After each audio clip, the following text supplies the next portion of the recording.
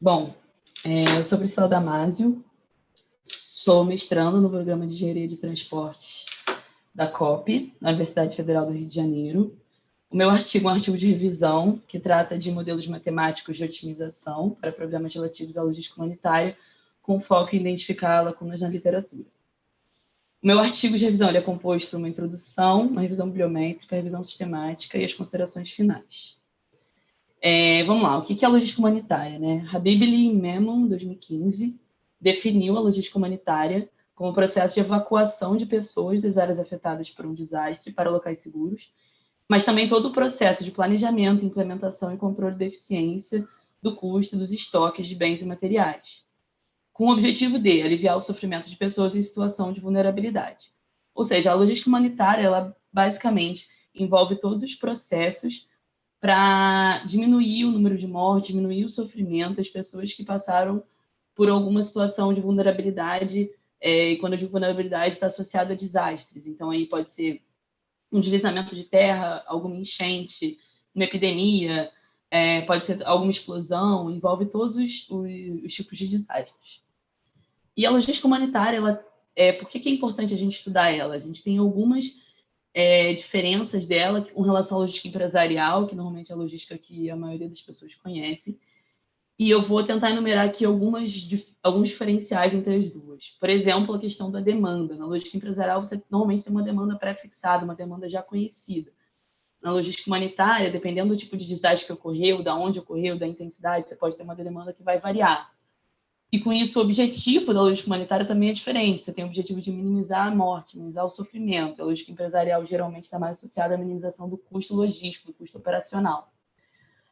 Bem como os centros de distribuição, eles são desconhecidos na logística humanitária, não são fixados dependendo do desastre que ocorrer.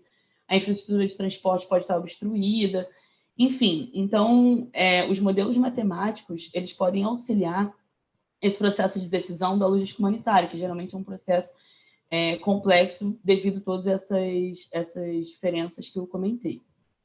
O objetivo do meu artigo, então, é justamente identificar o estado da arte da literatura com relação a esses modelos ligados à otimização para melhorar o gerenciamento de desastres.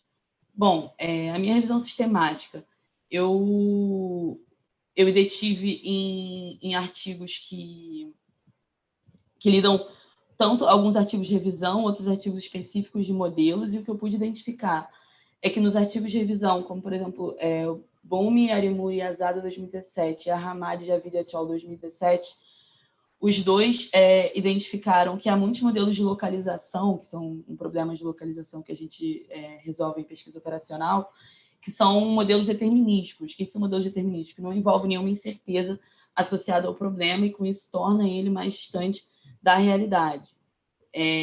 Bem como outros tipos de problema também que são encontrados na literatura, são problemas multicritérios, que são muito importantes na logística humanitária por conta não só da minimização do custo, mas porque leva em conta outros critérios como tempo, custo e demanda, que são também muito importantes.